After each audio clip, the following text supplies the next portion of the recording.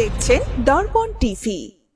মধ্যপ্রাচ্যের উপসাগরীয় অন্যতম ধনী দেশ কুয়েত। এখানে ছোট কিংবা মাঝারি ধরনের ব্যবসা করে যে সকল কুয়েত প্রবাসী বাংলাদেশিরা সফল হয়েছেন তাদের মধ্যে অন্যতম একজন হলেন চাঁদপুর হাজীগঞ্জের কৃতি সন্তান হাজী ইউনুস মাহমুদ। তিনি কুয়েতে কর্মরত রয়েছেন প্রায় ৩০ বছর ধরে। কুয়েতের হাওয়াল্লি এলাকায় লেডিস টেইলার্সের দোকান দিয়ে সততা, নিষ্ঠা আর কঠোর পরিশ্রমের মাধ্যমে সফলতার মুখ দেখেছেন অনেক আগেই। তার দোকানে আরো বেশ কয়েকজন বাংলাদেশি শ্রমিক কর্মরত রয়েছেন, তারাও বেশ ভালোই আছেন বলে দর্পণ টিভিকে জানান। স্বাধীন ও বৈধ উপায়ে উপার্জন করা একজন গর্বিত রেমিটেন্স যোদ্ধা হাজী ইউনুস মাহমুদ।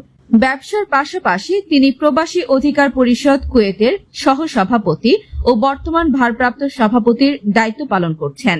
নিজেকে অসহায় প্রবাসীদের পাশে রাখতে বেশ আগ্রহী। মা, মাটি, দেশকে ভালোবেসে সামাজিক ও রাজনৈতিকভাবে সচেতন থাকতে স্বাচ্ছন্দ্য বোধ করেন। তিনি ব্যক্তিগতভাবে সফল হলেও কষ্টটা এক জায়গায়, আর তা হলো ৩ লক্ষ কুয়েত প্রবাসী সবাই ভালো নেই। সবাই ভালো থাকলে সেটা আরো খুশির কারণ হতো হাজী ইউনুস মাহমুদের।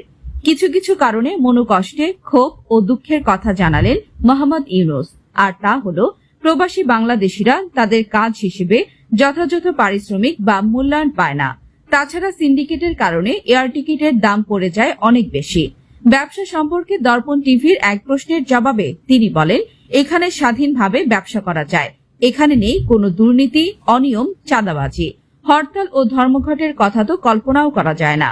বুঝে শুনে ব্যবসা করতে পারলে কুয়েতে সফলতা পাওয়া কঠিন কোনো বিষয় না। আমাদের দেশের সরকার ও দূতাবাসের প্রয়োজনীয় সব সহযোগিতা পেলে ব্যবসা বাণিজ্যে আরো বেশি দূর এগিয়ে যেতে পারত।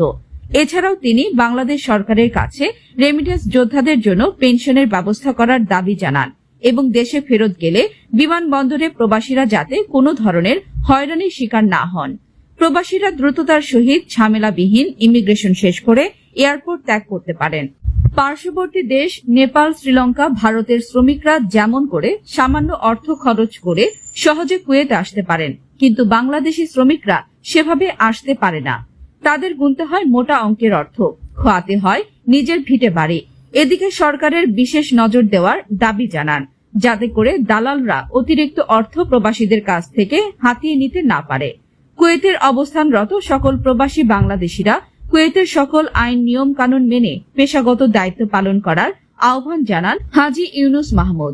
প্রথমবারের মতো এই ধরনের ভালো ভালো কন্ট্রাক্ট নিলে আমাদের বাঙালিদের নিজেদের কাজেরও গতি হইতো, দেশেরও নাম সুনাম উজ্জ্বল হইতো। দক্ষ শ্রমিক যাতে আসে, যেমন দক্ষ শ্রমিক, ইঞ্জিনিয়ার, দক্ষ শ্রমিক। হ্যাঁ, আমাদের দর্পণ টিভির কুয়েত প্রতিনিধি রবিউল ইসলাম খাঁ এর পাঠানো তথ্য ও চিত্রে আন্তর্জাতিক ডেস্ক।